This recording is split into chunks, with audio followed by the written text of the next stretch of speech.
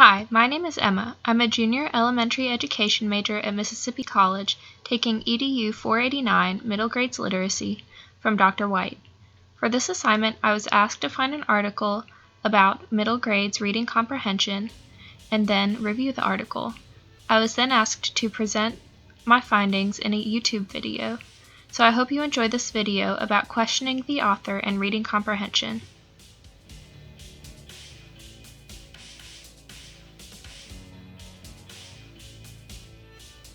The article I chose to review is called The Effects of Questioning the Author on the Reading Comprehension of Middle School Students.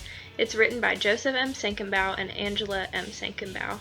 And first of all, this article just introduces the strategy of questioning the author, and then it outlines a study done to prove whether or not this strategy is truly effective in improving the comprehension of middle school students.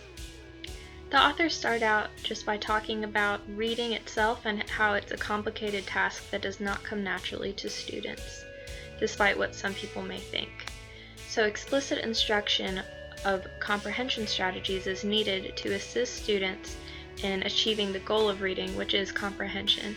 And one of these strategies that we can teach is questioning the author, and this involves queries and discussions that are meant to extend author meaning and help the students comprehend what the author is trying to say in the text. When students use this strategy, it helps them understand that reading is an active process and not a passive one, and it opens up gateways to greater insight into what they are reading. After the authors are finished explaining just what questioning the author is, they review some past studies that have been done to confirm whether or not QTA is an effective strategy to use in the classroom, and there have only been positive results and positive outcomes for students' comprehension after using this strategy. This study done by the authors of this article was performed in order to investigate the effects of the strategy on 6th, 8th grade students' comprehension when it comes to narrative texts in particular. The study was performed in a suburban Midwestern town, and the students were selected based off of their issues with comprehension, and they were assessed during this study using a test called the Woodcock Reading Mastery Test Revised Normative Update. And this test had 2 sections, and one was assessing word comprehension, and then one assessed whole passage comprehension. And the text that was used in this study was The Giver by Lois Lowry, and it was chosen because it was just required in the district's curriculum. And during the study, one 10 to 15 page chapter would be covered every 2 days until all the 23 chapters were read. This chart is just a description of the participants from the study. It's directly from the article. As you can see, there are 6 students, and they are all either 13, 14, or 15, more males than there are female.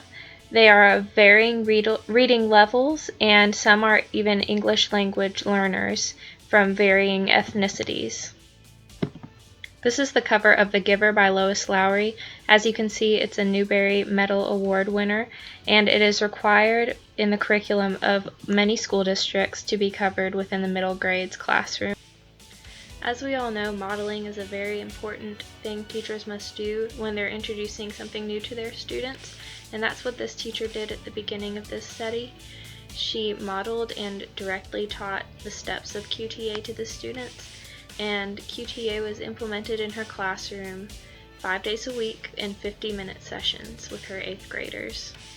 After the teacher had sufficiently modeled the steps of QTA to the students, the daily lessons began, and the daily lessons consisted of 2 parts. First, there was the introduction, and then there was the actual reading of the novel. So at first, the introduction was a true introduction of the book itself, and the teacher introduced it in a way that really grabbed the students' attention and motivated them to read the book. And then once they actually started reading the book, that introduction period turned into a review of previous chapters. And then they would continue on and read the next chapter in the second section of the lesson. During the second section of the lesson, in which the novel was read, the students and the teacher would read chorally, and then the teacher would start off by modeling the QTA questions and queries, and then she would scaffold the students until they were able to discuss and ask questions on their own. This is a sample from the Questioning the Author plan for the giver that includes the novel section and then the queries that would go along with that section. And these are just a few examples of how you could start the questions when you stop during the novel reading to inquire and seek meaning from the author. After the study was finished in the classroom, the students took a post-test, and the pre-test and the post-test scores were compared to provide data for the study to see whether it was effective or not in improving the students' comprehension skills. These two tables compare the pre-test results to the post-test results, and as you can see, there's an overall improvement in the students' scores.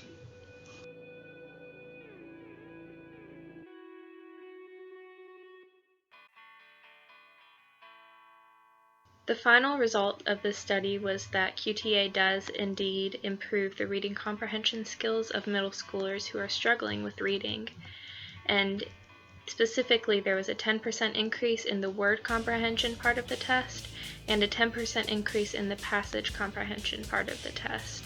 These results really just go to show that when students are explicitly taught how to question the author and discuss the meaning of the text, it really does improve their comprehension and help them gain a deeper understanding of what they're reading.